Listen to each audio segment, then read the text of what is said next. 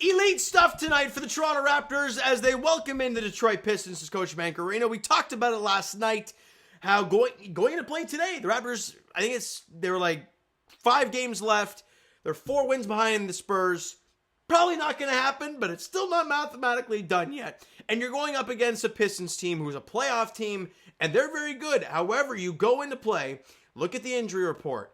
Hold on, where are we? No Isaiah Stewart, no Cade Cunningham, no Tobias Harris, no Jaden Ivey. And we're like, oh, okay, this, it's got a chance to be a win. But then you look at the Raptors, and it's like, okay, obviously no Chris Boucher, no Brandon Ingram, no Ochai Agbaji, no Scotty Barnes, no RJ Barrett. Okay, it might be a crap fest. Regardless, crap fest or not, the Raptors get the job done on the tank side of things. 117-105 loss to the Detroit Pistons at Scotiabank Arena tonight. And I don't know how the math works and everything. All I know, the simple math, we are 4 wins behind the Spurs with 4 games to go. I don't know how the tiebreakers work and whatnot, because we play them one more time right at the end of the season. So we might have to lose one more, because I'm pretty confident. They lost by 1 to the Cavs tonight. Who cares? The Raptors did their job. So they might have to lose one more to get the 7th spot, or, it's basically mathematical. The Spurs got to win 1 game. Raptors got to lose 1 more game the rest of the way.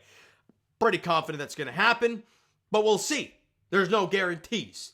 So what happened in this game? Not much of importance, to be honest. They stunk it up, but there's a big positive, and that is Jacoby Walter.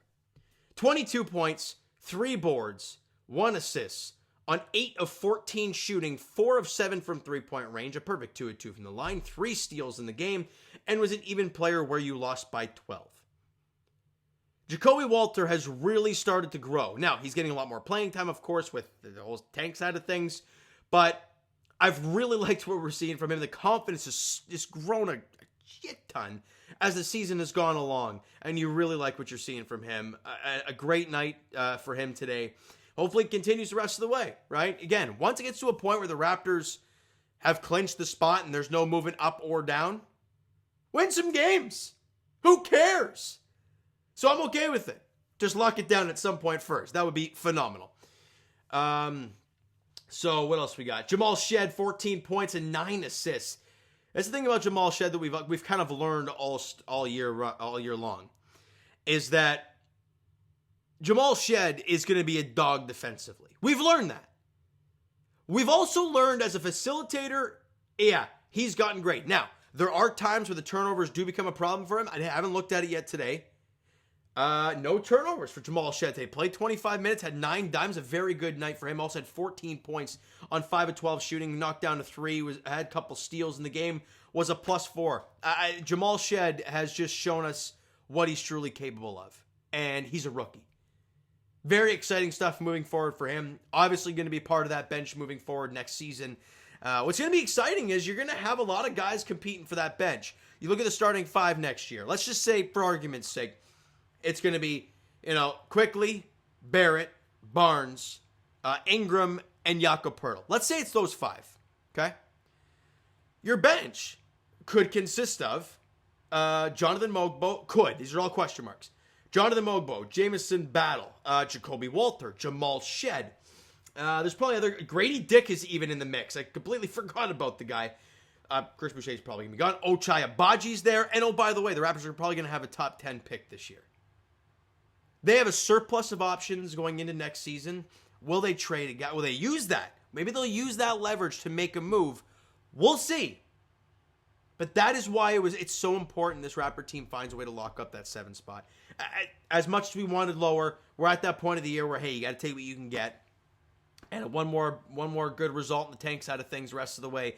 1 win for the Spurs, one loss for the Raptors, I believe. And that's locked up.